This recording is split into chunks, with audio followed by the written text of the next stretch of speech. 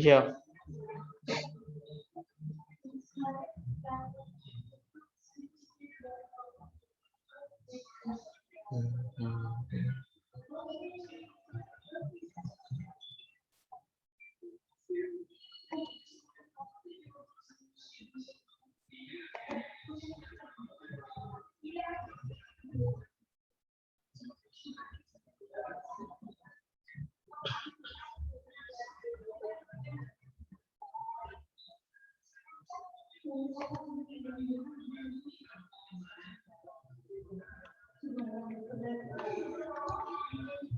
Tes.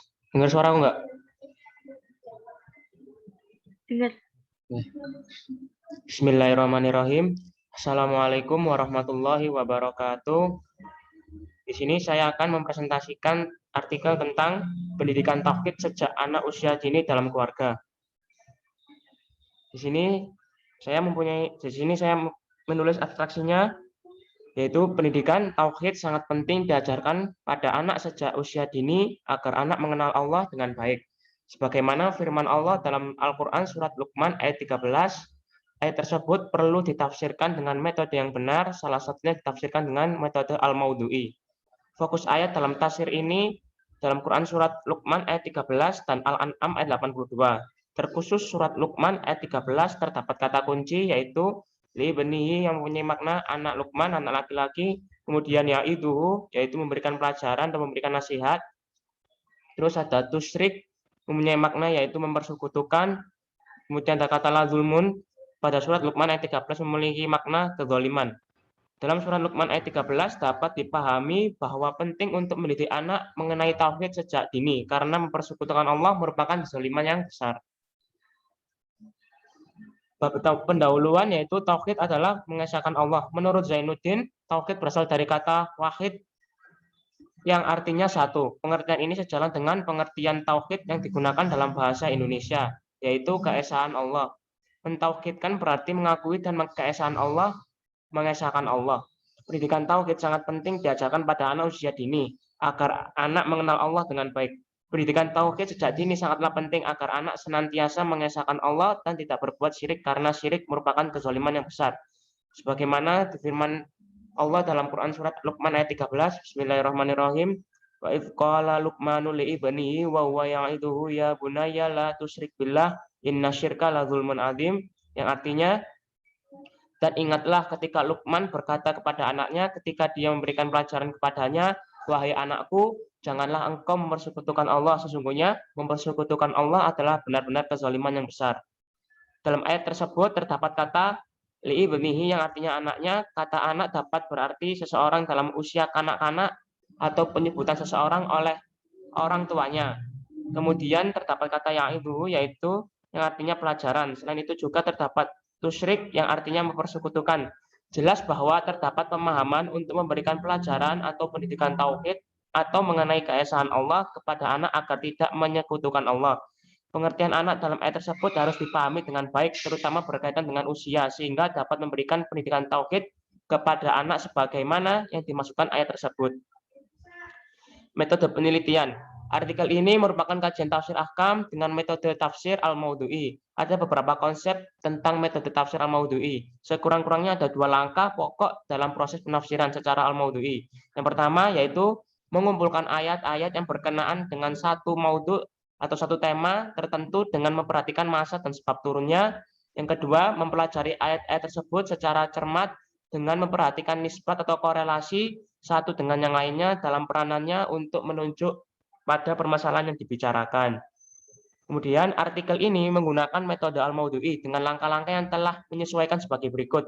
Yang pertama yaitu menetapkan masalah yang akan dibahas, yaitu topiknya.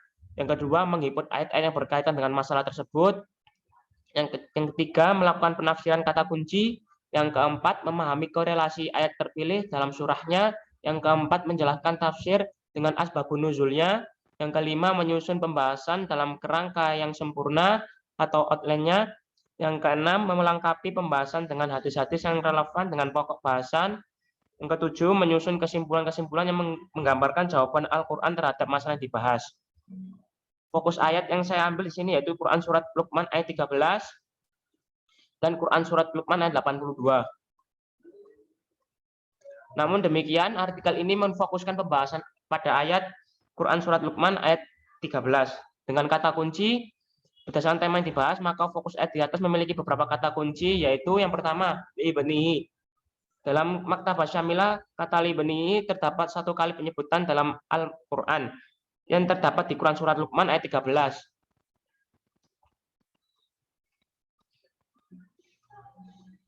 Dapat kita lihat kata li'ibnihi mempunyai makna anaknya. Siapa yang dimaksud anaknya di sini? Yaitu anaknya Luqman yang dijelaskan dalam surat Quran surat Luqman.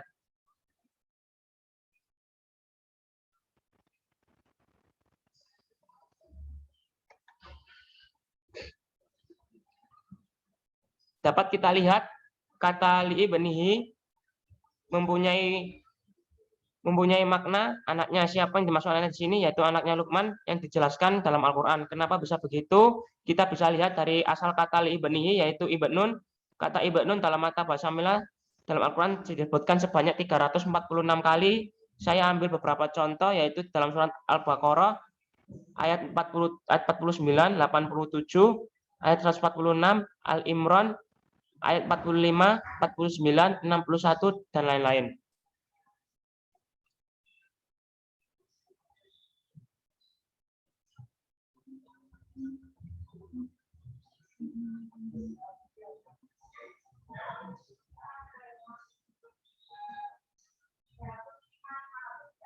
Rekodnya mandek, Rek.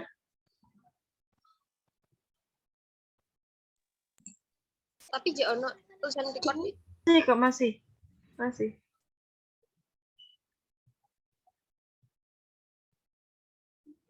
Oke.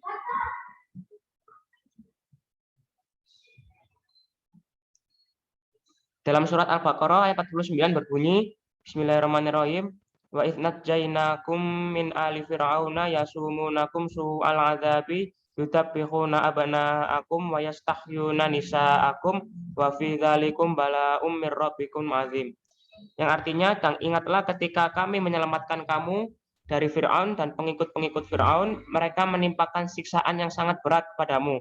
Mereka menyembelih anak-anak laki-lakimu dan membiarkan hidup anak-anak perempuanmu. Dan pada demikian itu merupakan cobaan besar dari Tuhanmu.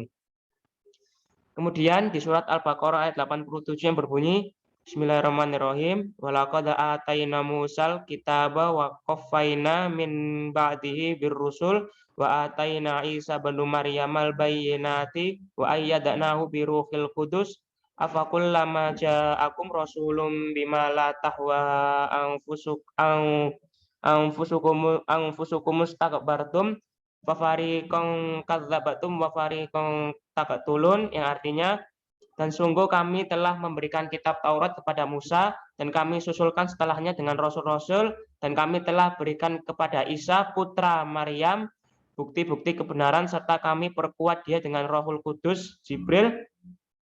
Mengapa setiap rasul yang datang kepadamu membawa sesuatu pelajaran yang tidak kamu inginkan, kamu menyombongkan diri, lalu sebagian kamu dustakan dan sebagian kamu bunuh. Kemudian di surat Al-Baqarah ayat 146 yang artinya, orang-orang yang telah kami beri kitab Taurat dan Injil mengenalnya Muhammad seperti mereka mengenal anak-anak mereka sendiri. Sesungguhnya sebagian mereka pasti menyembunyikan kebenaran padahal mereka mengetahuinya. Dapat kita lihat ayat di atas, terdapat berbagai model kata seperti abna ahum, ibnun, dan abna akum yang memiliki makna yang hampir sama. Untuk kata abana akum memiliki makna anak-anak laki-laki. Untuk yang ibnun mempunyai makna seseorang yang mempunyai seorang anak laki-laki, dan untuk abna ahum memiliki makna anak-anak. Dalam hal ini, penulisan mengartikan anak usia dini sebagai anak yang berusia 0 sampai 6 tahun. Dapat kita ambil kesimpulan dari beberapa makna di atas, kembali ke dalam kata kunci surat Luqman ayat 13, yaitu li'ibnihi mempunyai makna anaknya. Siapa yang dimaksud di sini? Yaitu anaknya Luqman yang mendapat pengajaran untuk jangan pernah menyekutukan Allah. Kemudian yaitu ada ya'iduhu. Di dalam Maktabah Syamilah, kata ya'iduhu penyebutan satu kali di dalam Al-Quran, yaitu di dalam surat Luqman ayat 13. yang mempunyai makna kata yaitu memberikan pelajaran. Siapa yang dimaksud untuk diberikan pelajaran dalam ayat ini yaitu anaknya Luqman. Pelajaran mengenai tentang apa? Pelajaran mengenai akidah untuk jangan menyekutukan Allah atau berbuat syirik. Dalam kehidupan sehari-hari, pembelajaran akidah kepada anak merupakan pembelajaran yang harus diperhatikan sejak dini, agar seiring berjalannya waktu, anak kita tidak terjerumus dalam kesyirikan. Yang ketiga yaitu tusyrik.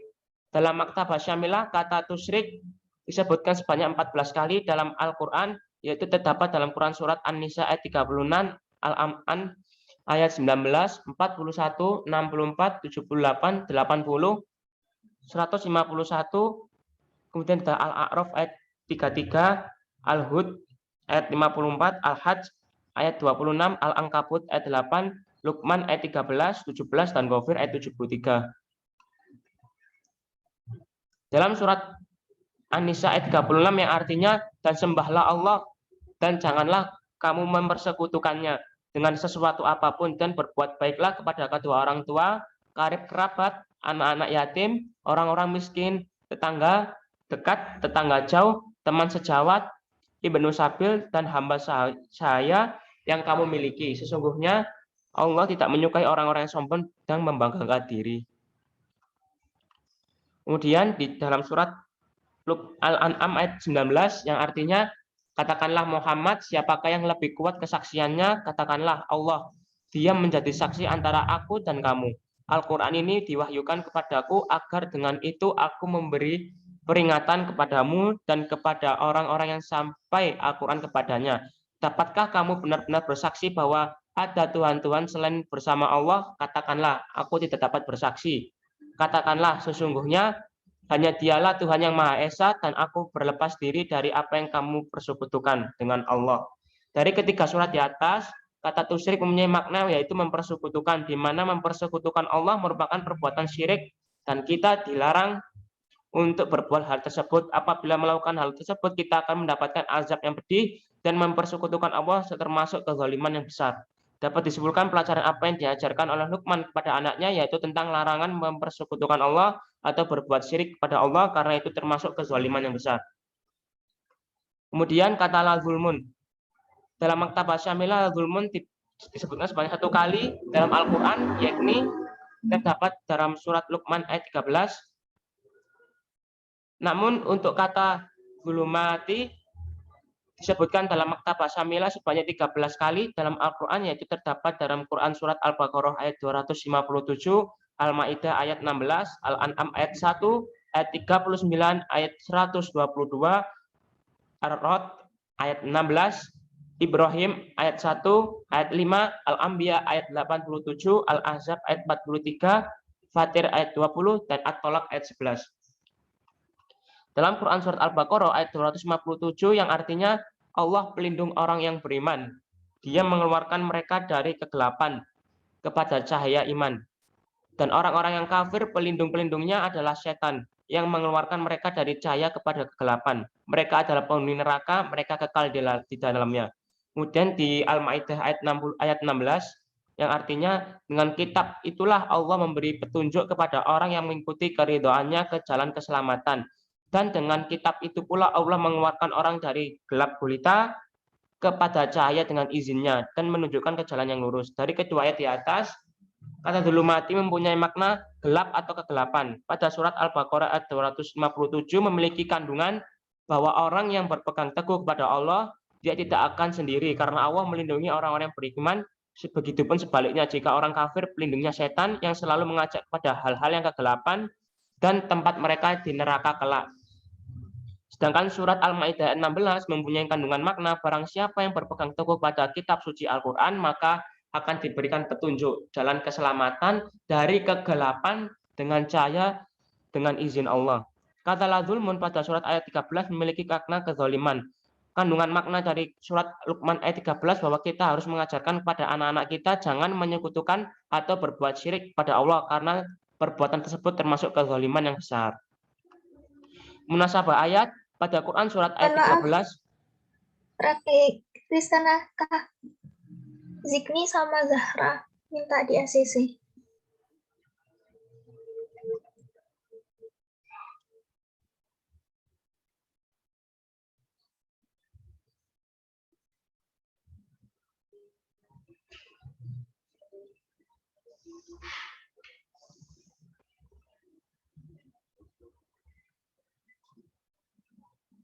Sudah.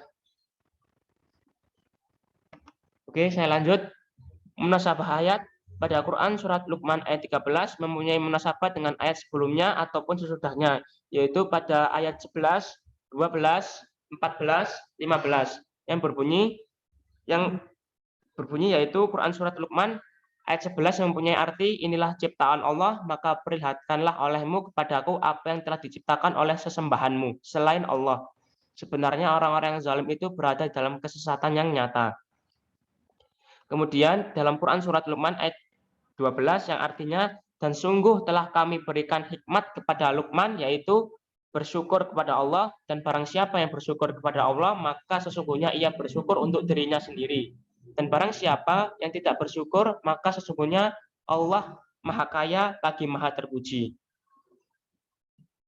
Kemudian di Quran surat Luqman ayat 14 yang artinya, dan kami perintahkan kepada manusia untuk berbuat baik kepada kedua orang tua ibu bapaknya. Ibunya telah mengandungnya dalam keadaan lemah yang bertambah-tambah dan menyapihnya dalam 2 tahun. Bersyukurlah kepadaku dan kepada kedua orang ibu bapakmu. Hanya kepadakulah kembalimu.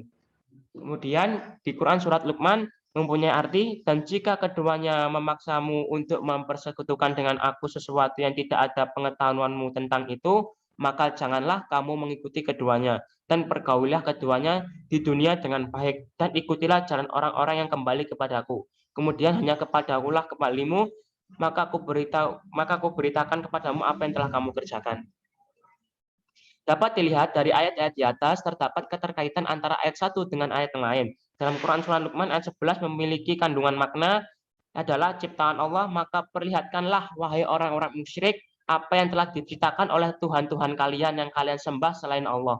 Dan orang-orang musyrik itu dalam keadaan menyimpang yang jauh dari kebenaran dan jalan yang lurus. Dapat diketahui dari makna tersebut bahwa orang-orang musyrik merupakan suatu kezaliman yang besar dan perbuatan musyrik menyimpang dari kebenaran dan jalan yang lurus. Kemudian lanjut dalam Quran surat Luqman ayat 12 yang merupakan awal kisahnya. Luqman ini memiliki kandungan makna. Luqman diberi hikmah, dan hikmah tersebut mengajarkan langkah-langkah agar dia bersyukur. Jika bersyukur maka keuntungannya untuk dirinya sendiri, sedangkan jika kufur Allah pun tidak rugi. Di sini kita dapat ambil pelajaran untuk selalu bersyukur kepada Allah.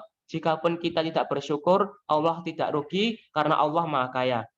Kemudian dalam surat Luqman ayat 13 memiliki kandungan makna bahwa Luqman mengajarkan wasiat atau pelajaran kepada putranya, yaitu tentang pelajaran keimanan atau akidah yang melarang anaknya untuk tidak berbuat syirik kepada Allah, karena perbuatan tersebut merupakan suatu kezaliman yang besar. Kemudian Luqman mengiringi wasiat beribadah dengan Allah dengan pelajaran berbakti kepada orang tua, yaitu surat Luqman ayat 14 tadi yang memiliki makna diperintahkan untuk berbakti kepada orang tua karena ibunya telah mengandungnya dalam lemah yang bertambah-tambah dan menyapihnya selama 2 tahun, dan kita harus bersyukur kepada Allah dan orang tua kita, dan hanya kepada Allah kita kembali. Setelah Allah menyebutkan pesan dan perintah berbakti kepada orang tua, lalu Allah mengecualikan akan hak-haknya dengan kesimpulan bahwa tidak wajib taat kepada orang tua apabila orang tua menyuruh pada hal-hal yang membuat Allah murka. Hal ini sejalan dengan firman Allah dalam Quran surat Luqman ayat 15. Hal ini memberikan pelajaran kepada anak kita, yaitu pertama tentang akidah mereka dan larangan berbuat syirik. Kemudian kedua pelajaran tentang bersyukur. Yang ketiga berbakti kepada orang tua. Kemudian ada tafsir bil hadis.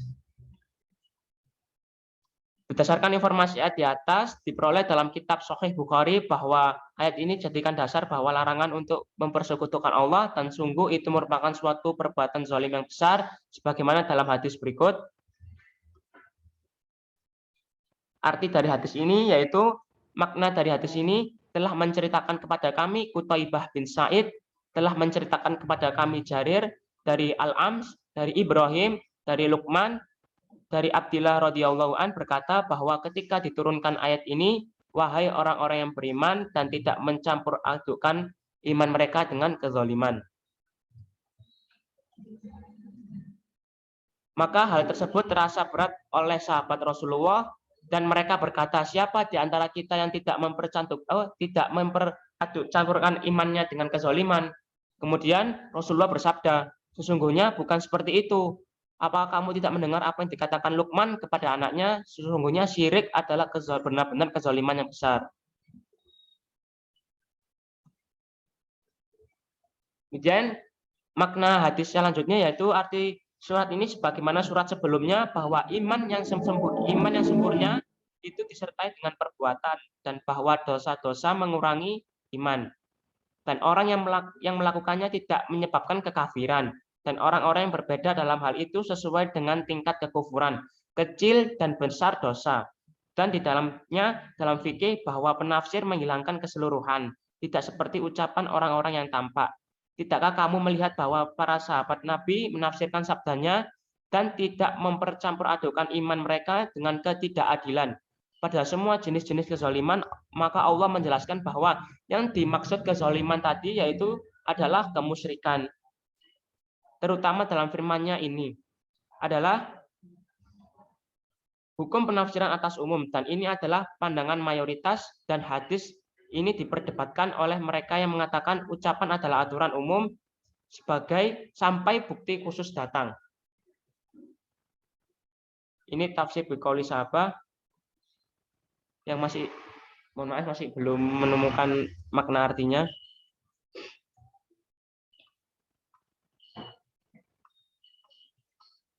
Kemudian kita lanjut tafsir ayat dalam kitab tafsir Al-Misbah karya Muhammad Quraisy Shihab. Setelah ayat yang lalu menguraikan hikmah yang dianugerahkan kepada Luqman, yang intinya adalah kesyukuran kepada Allah dan yang tercermin pada pengenalan terhadapnya dan anugerahnya. Kini melalui ayat di atas dilukiskan pengamalan hikmah itu oleh Luqman serta pelestariannya kepada anaknya. Ini pun mencerminkan kesyukuran beliau atas anugerah itu kepada Nabi Muhammad SAW atau siapa saja diperintahkan untuk merenungkan anugerah Allah kepada Luqman itu dan mengingat orang lain. Ayat ini berbunyi, dan ingatlah Luqman berkata kepada anaknya dan dalam keadaan dia dari saat ke saat menasihati bahwa wahai anakku sayang, janganlah engkau mempersekutukan Allah dengan sesuatu apapun, dan janganlah engkau mempersekutukan Allah dan jangan juga mempersekutukannya sedikit persekutuan apapun, lahir maupun batin, persekutuan yang jelas maupun yang tersembunyi. Sesungguhnya syirik, yakni mempersekutukan Allah, adalah kezaliman yang besar. Itu adalah penempatan sesuatu yang sangat agung pada tempat yang sangat buruk. Luqman yang disebut dalam surah ini adalah tokoh yang diperselisihkan identitasnya. Orang Arab mengenal dua tokoh bernama Luqman. Pertama Luqman ibnu Ad. Tokoh ini merupakan yang diagungkan karena wibawanya, kepemimpinannya, ilmu kefasihannya, dan kepandaiannya. Ia kerap kali dijadikan sebagai pemisalan dan perumpamaan. Tokoh yang kedua yaitu Luqman al-Hakim, yang terkenal dengan kata-kata bijak dan perumpamaan-perumpamaannya. Banyak pendapat mengenai siapa Luqman al-Hakim. Ada yang mengatakan bahwa ia berasal dari Nuba, dari penduduk Ailah. Ada juga yang menyebutkan dari Ethiopia. Pendapat lain mengatakan bahwa ia berasal dari Mesir Selatan yang berkulit hitam. Ada lagi yang menyatakan bahwa ia seorang Ibrani. Profesinya pun diperselisihkan. Ada yang berkata dia penjahit, atau pekerja pengumpul kayu, atau tukang kayu, atau juga pengembala. Hampir semua yang menceritakan riwayatnya sepakat bahwa Luqman bukan seorang nabi. Hanya sedikit yang berpendapat bahwa ia termasuk salah seorang nabi. Kesimpulan lain yang dapat diambil dari riwayat-riwayat yang menyebutkannya bahwa ia bukan orang Arab, ia adalah orang yang sangat bijak. Ini pun dinyatakan oleh Al-Quran sebagaimana terbaca di atas. Sahabat Nabi SAW, Ibnu Umar radhiyallahu an menyatakan bahwa Nabi Muhammad SAW bersabda, aku berkata benar, sesungguhnya Luqman bukanlah seorang nabi, tapi dia adalah seorang hamba Allah yang menampung kebajikan, banyak merenung, dan keyakinannya lurus. Dia mencintai Allah, maka Allah mencintainya, menganugerahkan kepadanya hikmah. Kemudian dalam kitab tafsirnya karya Muhammad Quraisy Shihab, kata ya'iduhu yaitu nasihat yang menyangkut berbagai kebajikan dengan cara yang menyentuh hati. Ada juga yang mengartikannya sebagai ucapan yang mengandung peringatan dan ancaman. Penyebutan kata ini Sesudah kata dia berkata untuk memberi gambaran tentang bagaimana perkataan itu, beliau sampaikan, yakni tidak membentak, tetapi penuh kasih sayang sebagaimana dipahami dari panggilan mesranya kepada anak. Sementara ulama yang memahami kata wa'idu dalam arti yang mengandung peringatan dan ancaman, berpendapat bahwa tersebut mengisyaratkan bahwa anak Luqman itu adalah musyrik sehingga sang ayah menyandang hikmah itu terus-menerus menasehatinya sampai akhirnya sang anak mengakui tauhid. Kata Bunaya adalah patron yang menggambarkan kemungilan. Asalnya dari kata ibnun yang artinya anak laki-laki. Pemungilan tersebut mengisyaratkan kasih sayang. Dari sini kita dapat berkata bahwa ayat di atas memberi syarat bahwa mendidik anak hendaknya didasari oleh kasih sayang terhadap peserta didik. Luqman memulai nasihatnya dengan menekankan perlunya menghindari syirik atau mempersekutukan Allah. Larangan ini sekaligus mengandung pengajaran tentang wujud dan keesaan Tuhan, bahwa redaksi pesannya berbentuk larangan jangan mempersekutukan Allah untuk menekan perlunya meninggalkan sesuatu yang buruk. Sebelum melaksanakan yang baik, memang at-tahliyah muqaddamun, ayat at-tahliyah menyingkirkan keburukan lebih utama daripada menyandang perhiasan. Kemudian tafsir ayat dengan asbabun nuzulnya dan fakta sosial. Adapun sebab turunnya ayat 13 dari surat Luqman ini sejauh penelusuran yang penulis lakukan tidak ditemukan adanya sebab yang melatar belakangi turunnya ayat tersebut. Namun para mufasir berpendapat bahwa turunnya Quran surat 13 dan 14 turunnya terhadap permasalahan Sa'ad bin Malik. Seorang laki-laki yang sangat taat kepada ibunya, ketika ia memeluk Islam, ibunya berkata, "Wahai Sa'id, mengapa kamu tega meninggalkan agamamu yang lama dan memeluk agama yang baru? Wahai anakku, pilihlah salah satu, kau kembali memeluk agama yang lama, atau aku tidak makan dan minum sampai mati." Maka Sa'ad kebingungan, bahkan ia dikatakan tega membunuh ibunya. Maka Sa'ad berkata, "Wahai ibu, jangan engkau lakukan yang demikian. Aku memeluk agama baru tidak akan mendatangkan mudarat dan aku tidak akan meninggalkannya." Maka Umi Said pun nekat tidak makan sampai 3 hari 3 malam. Saat berkata, "Wahai ibu, seandainya kau memiliki 1000 jiwa, kemudian satu persatu meninggal, aku tetap tidak akan meninggalkan kepercayaan baruku, yaitu agama Islam. Karena itu terserah ibu mau makan atau tidak." Maka ibu itu pun makan. Sehubungan dengan itu, maka Allah menurunkan ayat 15 sebagai ketegasan bahwa kaum muslimin wajib taat dan tunduk kepada perintah orang tua sepanjang masa bukan yang bertentangan dengan perintah-perintah Allah. Fakta sosial, ada banyak orang, fakta sosialnya yang pada saat itu, pada saat Quran surat Luqman ayat 13 diturunkan, ada banyaknya orang-orang yang memeluk agama Islam dan mengesahkan Allah yang sebelumnya memeluk agama nenek moyangnya pada saat ayat ini diturunkan. Yang kedua yaitu memberikan pelajaran kepada anak usia dini tentang akidah untuk mengesahkan Allah Subhanahu wa taala. Kemudian kita sudah sampai penutup yaitu yang kesimpulan, pendidikan tauhid sangat penting diajarkan kepada anak sejak usia dini agar anak mengenal Allah dengan baik. Pendidikan tauhid sejak dini sangatlah penting agar anak senantiasa mengesahkan Allah dan tidak berbuat syirik, karena syirik merupakan kezaliman yang besar. Sebagaimana firman Allah dalam surat Luqman ayat 13. Ayat tersebut perlu ditafsirkan dengan metode al-maudhu'i. Yang benar, salah satunya ditafsirkan dengan metode al-maudhu'i. Fokus ayat dalam tafsir ini yaitu Quran surat Luqman ayat 13 dan Quran surat Luqman Al-An'am ayat 82. Terkhusus di dalam Quran surat Luqman ayat 13 dengan kata kunci yaitu la ibnihi mempunyai makna anaknya Luqman, ya'idhuhu yaitu memberikan pelajaran, tusyrik mempunyai makna yaitu mempersekutukan, kata la zulmun pada surat Luqman ayat 13 memiliki makna kezaliman, dan munasabah Luqman ayat 13 yaitu mempunyai korelasi dengan ayat Luqman ayat 11 memiliki kandungan makna bahwa orang-orang musyrik merupakan suatu kezaliman yang besar dan perbuatan musyrik menyimpang dari kebenaran dan jalan yang lurus. Lanjut terhadap surat Luqman ayat 12 memiliki kandungan yaitu Allah memberi hikmah kepada Luqman berupa rasa syukur. Kemudian dalam Luqman ayat 13 memiliki kandungan makna bahwa Luqman mengajarkan wasiat atau pelajaran kepada putranya yaitu tentang pelajaran keimanan atau akidah yang melarang anaknya untuk tidak berbuat syirik kepada Allah karena perbuatan tersebut termasuk kezaliman yang besar. Kemudian surat Luqman ayat 14 memiliki kandungan makna yaitu perintah untuk berbakti kepada orang tua. Kemudian untuk surat Luqman ayat 15 kandungannya perintah berbakti kepada orang tua kecuali memaksa atau menyekutukan Allah atau bermaksiat.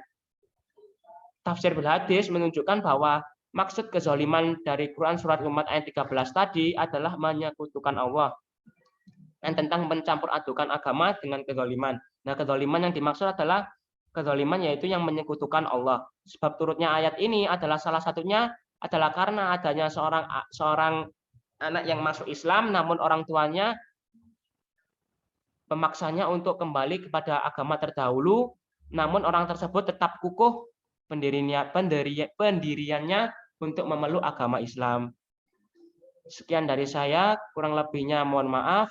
Jika ada kurang kata maupun salah penyebutan, mohon maaf. Wassalamualaikum warahmatullahi wabarakatuh. Waalaikumsalam warahmatullahi wabarakatuh.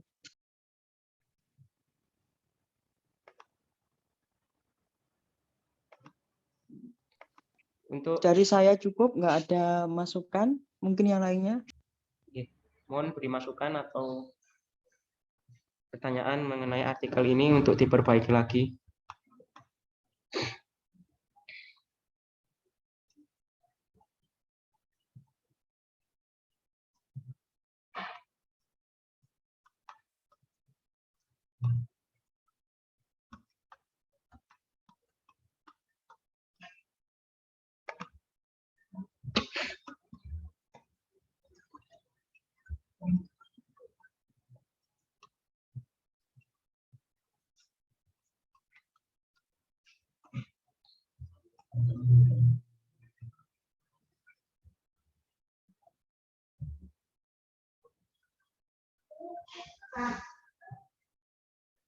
Bagaimana teman-teman? Apakah ada masukan atau pertanyaan?